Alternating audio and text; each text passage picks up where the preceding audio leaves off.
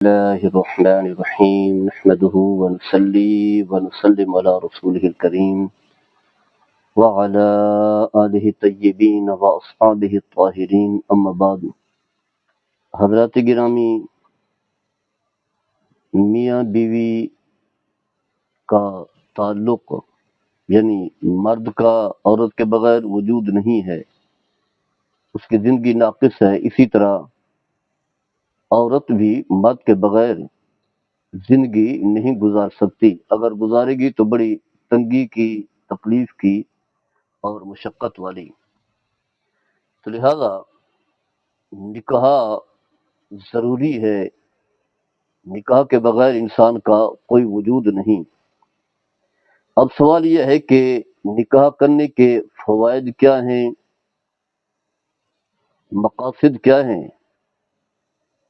آج کی اس گفتگو میں نکاح کے مقاصد اور فوائد کو بیان کرنا چاہوں گا. سب سے پہلی بات تو یہ ہے کہ نکاح کرنے کا اللہ نے حکم دیا ہے. قرآن کریم میں آپ کو ایسی آیات ملیں گی جس میں اللہ تبارک و تعالیٰ نے نکاح کرنے کا حکم دیا، جیسے کہ فرمایا فَانكِحُوا مَا طَابَ لَكُمْ، نکاح کرو ان عورتوں کے ساتھ جو تمہیں بھلی لگے، اچھی لگیں.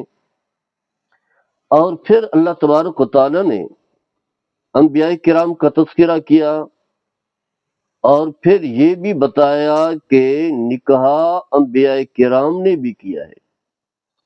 تو واضح ہے جو عمل، جو کام، جو فعل انبیاء کر رہے ہوں وہ اللہ کے ہاں بھی پسندیدہ ہوتا ہے، اور جو شخص بھی اس عمل کو سر انجام دے رہا ہوتا ہے وہ بھی اجر و ثواب کا حامل ہوتا ہے. جیسے کہ فرمایا وَلَقَدْ أَرْسَلْنَا مِن قَبْلِكَ وَجَعَلْنَا لَهُمْ أَزْوَاجًا وَذُرِّيَّةً.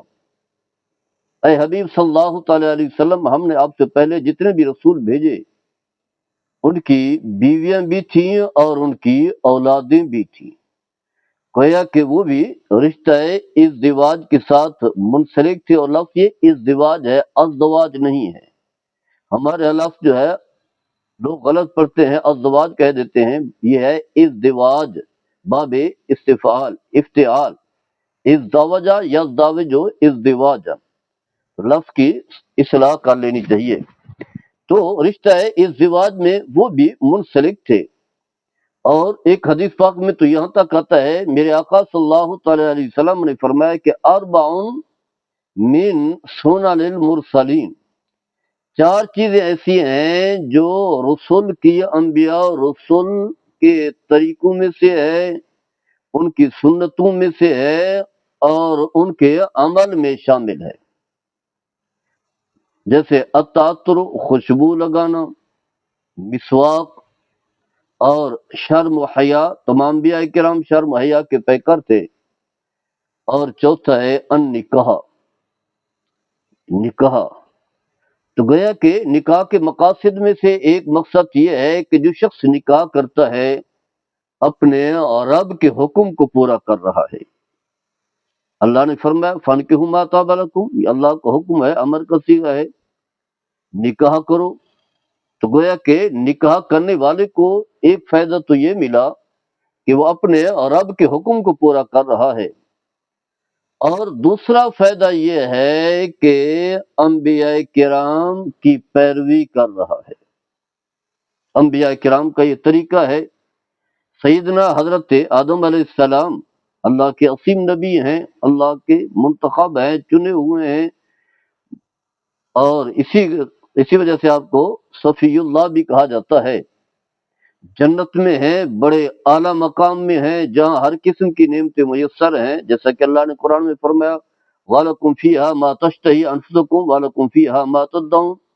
جنت ایک ایسی جگہ ہے کہ جس چیز کی تم خواہش کرو گے وہ چیز آپ کے سامنے رکھ دی جائے گی. یعنی محض دل میں خیال آئے گا کہ مجھے یہ چیز مل جائے تو چیز موجود ہوگی.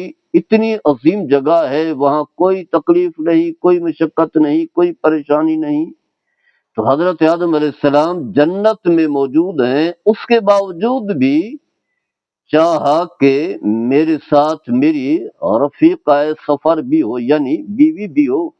تو اللہ تبارک و تعالیٰ نے حضرت حوا رضی اللہ تعالی عنہا کو حضرت آدم علیہ السلام کی بائیں پسلی سے پیدا فرمایا، بائیں پسلی سے پیدا فرمایا۔ پھر دونوں کا نکاح ہوا اور دونوں بطور میاں بیوی کے جنت میں رہ رہے تھے، اور جب زمین پر اتارے گئے تو دونوں میاں بیوی کو زمین پر اتارا گیا۔ تو گویا کہ جنت جیسی عظیم جگہ میں رہ کر کے بھی حضرت آدم علیہ السلام تنہائی کو مایوس کرتے تھے، محسوس کرتے تھے، خلوت کو محسوس کرتے تھے۔ وہ چاہتے تھے کہ میری کوئی رفیق حیات بھی ہو۔ تو جب جنت میں اس چیز کی طلب اور خواہش ہے تو دنیا تو ہے ہی ایسے ہی، یہاں تو اس کی زیادہ حاجت و ضرورت ہے۔ اس کے علاوہ قرآن مجید فرقان حمید میں وہ آیات جو خطبہ نکاح کے وقت پڑھی جاتی ہیں، میرے آقا صلی اللہ تعالیٰ علیہ وسلم کا یہ طریقہ بھی ہے، آپ کی سنت بھی ہے۔ خطبہ نکاح سنن ابو داؤد میں ہے، حدیث کی کتاب ہے، سیاستہ میں سے ہے، اور باقی جو ویسے ہی کتب ہیں، دینی کتابیں ہیں، ان میں اس خطبہ نکاح کو بیان کیا گیا ہے۔ تو یہ 3 آیات پڑھی جاتی ہیں، ان میں سے سب سے پہلے سورہ نساء کی ابتدائی آیات ہیں، یا ایھا الناس اتقوا ربکم الذی خلقکم من نفس واحدہ، اور 2 آیات اور بھی ہیں۔ تو ان تینوں آیات میں جو نکاح کا مقصد بیان کیا گیا ہے وہ ہے اتقوا اللہ، تاکہ نکاح کرنے والے کے اندر تقوی آ جائے، چاہے وہ مرد ہو یا عورت۔ واضح ہے دونوں کا ہی نکاح ہوگا، دونوں کے درمیان ایجاب و قبول ہوں گے، دونوں جو ہے اس رشتے سے جڑیں گے۔ تو گویا کہ دونوں کے نکاح کرنے کا مقصد کیا ہے؟ اتقوا اللہ، یعنی تقوی پیدا ہو جائے۔ جس طرح نماز کے ذریعے سے تقوی پیدا ہوتا ہے، اور روزے کے ذریعے سے تقوی پیدا ہوتا ہے، حج بیت اللہ کے ذریعے سے تقوی پیدا ہوتا ہے، یعنی جو عبادات ہیں خالص عبادات ہیں، جس میں بندہ جو ہے اللہ کی طرف رجوع کرتا ہے، اللہ کی بارگاہ میں جھکتا ہے، اللہ کی تعریف و توصیف کرتا ہے، جس میں کوئی دنیاوی معاملات نہیں ہوتے، دنیاوی چاہتے نہیں ہوتی، دنیاوی خواہشات نہیں ہوتی۔ وہاں ان عبادات کا مقصد بھی تقوی ہے، اور جہاں ایک معاملہ ہے، نکاح ہے، معاشرت ہے، اس کا مقصد بھی وہی تقوی ہے۔ تقوی کس چیز کا نام ہے؟ تقوی ہے اللہ تعالیٰ کے حکام کو بجا لانا، اور زندگی شریعت مطہرہ کے مطابق ہو، اور تزکیہ باطن کرنا۔ تو واضح ہے کہ ان آیات میں بھی ایک حکمت، فائدہ جو ہے یہی بیان کیا گیا ہے کہ تاکہ نکاح کرنے والے کے اندر تقوی آ جائے۔ اور میرے آقا صلی اللہ تعالیٰ علیہ وسلم نے نوجوانوں کو جو نکاح کی ترغیب دی ہے، اور یہی فرمایا کہ اے نوجوانوں شادی کرو، نکاح کرو، اور پھر آپ نے اس حکم کے اندر جو ہے نکاح کی حکمت بھی بیان کی ہے۔ فرمایا تاکہ تم جو ہے اپنی نگاہوں اور شرمگاہ کی حفاظت کر سکو۔ گویا کہ جو شخص بھی نکاح کرتا ہے تو اس کا مقصد ایک ہی ہوتا ہے کہ مجھے حلال چیز میسر آ جائے اور میں حرام سے بچ جاؤں۔ یعنی نکاح جو ایجاب و قبول کی صورت میں جو بیوی عورت بنتی ہے یا عورت کے لیے مرد ہوتا ہے، دونوں جو ہے ایک حلال ذریعہ استعمال کرتے ہیں، جائز طریقہ اپناتے ہیں، اور پھر اس سے یہ ہے کہ گناہ سے بچ جاتے ہیں، شرمگاہ کی حفاظت بھی کرتے ہیں اور نگاہ کی حفاظت بھی کرتے ہیں۔ تو آپ صلی اللہ تعالیٰ علیہ وسلم نے نوجوانوں کو حکم دیا۔ واضح ہے کہ جوانی کے اندر جو ہے خواہشات کا غلبہ ہوتا ہے، خواہشات کا تسلط ہوتا ہے۔ تو خواہشات سے بچنے کے لیے، یعنی خواہشات کی تکمیل کے لیے حرام کا ارتکاب کرنے کی بجائے حلال اختیار کیا جائے۔ اگر انسان جوانی میں جب خواہشات کا غلبہ ہو نکاح نہ کرے، حرام میں پڑ گیا، تو اتنا بڑا گناہ ہے، بہت بڑا گناہ ہے، ایسا گناہ کہ اللہ فرماتا ہے وَلَا تَقْرَبُوا الزِّنَا إِنَّهُ كَانَ فَاحِشًا۔ فرمایا زنا کرنا تو ایک طرف رہا، زنا جیسے گناہ کا ارتکاب کرنا تو ایک طرف رہا، فرمایا اس کے قریب بھی نہ جائیں، فرمایا کیونکہ یہ بدکاری والا کام ہے، فحش پر مبنی عمل ہے، جبکہ اس کے مقابلے میں نکاح کو عبادت کہا گیا ہے، یعنی میاں بیوی کے تعلق کو عبادت قرار دیا گیا ہے۔ نبی کریم صلی اللہ تعالی علیہ وسلم نے فرمایا کہ شوہر کا، مرد کا اپنی بیوی کے ساتھ جماع کرنا، وطی کرنا، ہم بستی کرنا، فرمایا یہ بھی عبادت ہے، صدقہ ہے، یعنی عبادت ہے، قرب خدا بندی کا ذریعہ ہے۔ صحابہ کرام رضوان اللہ تعالی عنہم اجمعین حیران ہوئے، عرقی یا رسول اللہ صلی اللہ تعالی علیہ وسلم، ایک شخص اپنے خواہش کی تکمیل کر رہا ہے، اس پر خواہش کا غلبہ ہوا اور اپنے نفس کی خواہش کی تکمیل کر رہا ہے، اس میں بھی عبادت ہے، صدقہ ہے، نیکی ہے۔ تو آپ صلی اللہ تعالی علیہ وسلم نے فرمایا یہ بتاؤ کہ اگر یہ شخص حرام کا ارتکاب کر لیتا تو حرام سے بچا ہے تو کتنا گناہ ہوتا، گویا کہ حرام سے بچنا، گناہ سے بچنا، برائی اور بدی اور معصیت سے بچنا، یہ بھی عبادت ہے، صدقہ ہے، نیکی ہے اور قرب خدا بندی کا ذریعہ ہے۔ تو گویا کہ یہ بھی مقصد ہے تاکہ نکاح کرنے والا مرد ہو یا عورت ہو، اس کی نگاہ کی حفاظت ہو اور اس کی شرمگاہ کی حفاظت ہو، کسی کی ماں، بہن، بیٹی کی طرف جو ہے نظر اٹھا کر کے نہ دیکھے، اور اگر واضح ہے کہ گناہ کا ارتکاب کرے گا تو اگر غیر شادی شدہ ہے تو 100 کوڑے مارے جائیں گے، اور کوڑے بھی لوگوں کے سامنے کھلے میدان میں، لوگ اپنی آنکھوں سے دیکھ رہے ہوں گے کہ اس سے یہ گناہ ہوا، اسی وجہ سے اسے کوڑے مارے جا رہے ہیں۔ مرد ہو یا عورت دونوں کو کوڑے لگیں گے، نہیں تخصیص، جنس کی کوئی تخصیص نہیں ہوگی کہ عورت ہے تو اسے کوڑے نہ مارے جائیں، اور اگر شادی شدہ ہے اس کے باوجود حلال چیز گھر میں موجود ہے، اس کے باوجود جو ہے حرام کا مرتکب ہوتا ہے تو اسے سنسار کرنے کا حکم ہے، پتھر مارنے کا حکم ہے، کھلا میدان ہو، لوگوں کو ہجوم ہو، لوگ جماعت بنا کر، ایک جماعت بنا کر اکٹھے ہو کر کے باری باری جو ہے وہ پتھر مارتے رہیں جب تک کہ اس کی موت واقع نہیں ہو جاتی۔ مرد ہو یا عورت ہو کوئی تخصیص نہیں ہے، یہ نہیں ہے کہ عورت ہے تو اسے کچھ نہ کہا جائے، عورت بھی کھلے میدان میں اسے بھی جو ہے مرد حضرات جو ہے سنسار کریں گے۔ اس سے آپ اندازہ کر سکتے ہیں کہ حرام کے ارتکاب میں کتنا گناہ ہے، کتنی بڑی سزا ہے، کتنا بڑا جرم ہے، کتنی بڑی قباحت ہے، اس کے مقابلے میں حلال کی کتنی برکات ہیں۔ اور پھر قرآن کریم میں بھی اللہ تبارک و تعالیٰ نے اپنی قدرت کی نشانیوں میں سے اس کو بھی ایک نشانی قرار دیا ہے، فرمایا من آیاتہ ان خلق لکم من انفسکم ازواجا۔ اللہ تعالیٰ کی قدرت نشانی میں سے ایک نشانی یہ ہے کہ اللہ نے تمہارے جوڑے بنا دیے ہیں، مرد کا عورت سے تعلق، عورت کا مرد کے ساتھ تعلق، شریعت کے دامن میں، نکاح کی صورت میں۔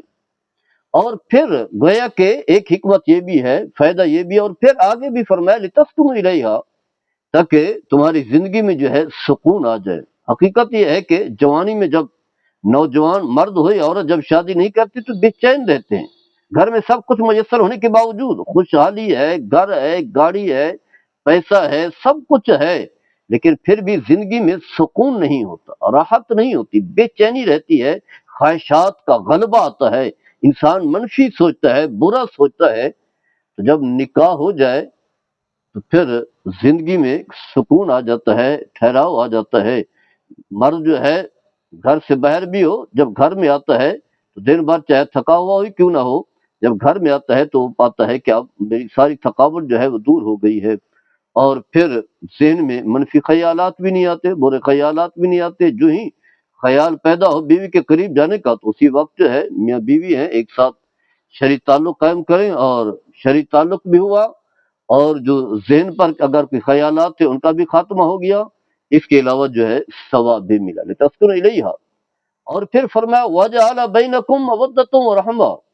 نکاح کا فائدہ یہ ہوتا ہے کہ میاں بیوی کے درمیان محبت پیدا ہو جاتی ہے، مرد اپنی بیوی سے محبت کرتا ہے اور بیوی اپنے شوہر سے محبت کرتی ہے، واضح ہے کہ حلال رشتہ جڑا ہے اور نکاح ہوا ہے، ایجاب و قبول ہوئے ہیں، باقاعدگی سے شادی ہوئی ہے، خاندان جمع ہوا ہے۔ زنا میں تو ایسا نہیں ہوتا، بدکاری میں تو ایسا نہیں ہوتا، چھپ چھپ کر بچ بچ کر کے جو ہے خفیہ طریقے سے جو ہے گناہ کا ارتکاب کیا جاتا ہے، اور خوف ہوتا ہے کسی کو پتہ نہ چلے۔ یہاں باقاعدگی سے دعوت عام ہے، سب کو بلایا جاتا ہے، اور رشتہ داروں کو، حلقہ احباب کو بلایا جاتا ہے، اور نکاح ہوتا ہے، سارے لوگ جو ہے دیکھتے ہیں یہ رشتہ جڑا ہے، تو اس کی برکات ہیں، اسی وجہ سے دونوں کے درمیان محبت پیدا ہوتی ہے۔ اس کے علاوہ اللہ تبارک و تعالیٰ اولاد سے نوازتا ہے، کیونکہ شادی کا مقصد بھی یہی ہے تاکہ آگے نسل جو ہے بڑھے، اولاد ہو، اور پھر اولاد جو ہے ماں باپ کے لیے آنکھوں کی ٹھنڈک ہوتی ہے، اور راحت اور سکون کا ذریعہ بنتی ہے، ماں باپ کو خوش رکھتی ہے، ان کی خدمت کرتی ہے، ان کی خدمت کر کے، ماں باپ کی خدمت کر کے جنت میں چلی جاتی ہے، جیسا کہ حدیث پاک میں آتا ہے، نبی کریم صلی اللہ تعالیٰ علیہ وسلم نے فرمایا جنت تحت اقدام الامہات، جنت کو پانا ہو تو ماں کی خدمت میں لگ جاؤ، ماں کے قدموں میں جنت ہے۔ اور پھر والد کے بارے میں فرمایا کہ والد جو ہے جنت کا مین گیٹ ہے، مین دروازہ ہے، مین جگہ ہے، فرمایا والد کی خدمت کرو گے تو سیدھا جنت میں چلے جاؤ گے۔ یہ اولاد کو برکات ملیں گی، ماں باپ کی وجہ سے جو ہے جنت ملے گی، اور واضح ہے شادی ہوگی تو اولاد ہوگی، اور پھر ماں باپ کو فائدہ یہ ہوگا کہ اگر اس دنیا سے چلے بھی جائیں، جب انسان اس دنیا سے چلا جاتا ہے تو اعمال کا سلسلہ منقطع ہو جاتا ہے، لیکن فرمایا 3 اعمال ایسے ہیں جو مرنے کے بعد بھی ان کی برکات جو ہے ملتی رہتی ہیں۔ صدقہ جاریہ ہے، ایسا علم جو قابل نفع ہے، اور تیسرا فرمایا والدین صالح یدعو لہ، نیک اولاد چھوڑ کر کے جاتا ہے جو اس کے حق میں مغفرت و بخشش کی دعا کرتا ہے۔ واضح ہے نکاح ہوگا، رشتہ جڑے گا، اولاد ہوگی، پھر اولاد کی تربیت کرے گا، نیک اولاد بنے گی، جب نیک اولاد ہوگی تو ماں باپ اس دنیا سے چلے گئے، قبر میں چلے گئے، اعمال کا سلسلہ ختم ہو گیا، لیکن پھر یہی اولاد جو ہے دعاؤں کے ذریعے سے، نماز کے ذریعے سے، حج کے ذریعے سے، دیگر عبادات کے ذریعے سے نیکیوں کا سلسلہ ماں باپ تک پہنچا رہی ہے، اور قیامت کے دن جب انسان کے آگے جو ہے نیکیوں کا سلسلہ کھولا جائے گا، نام اعمال کھولا جائے گا، تو دیکھے گا تو حیران رہے گا اتنی ساری نیکیاں تو میں نے نہیں کی تھی، تو اللہ کی طرف سے حکم ہوگا یا فرشتوں کی طرف سے بتایا جائے گا کہ تمہاری نیک اولاد جو ہے تمہارے حق میں دعا کرتی رہی، اس کی جو ہے یہ نیکیوں کا لامحدود سلسلہ ہے۔ اس کے علاوہ جو ہے بکثرت برکات ہیں، آگے چل کر کے ہم بیان کریں گے۔ اللہ تعالیٰ ہم سب کو عمل کرنے کی توفیق عطا فرمائے۔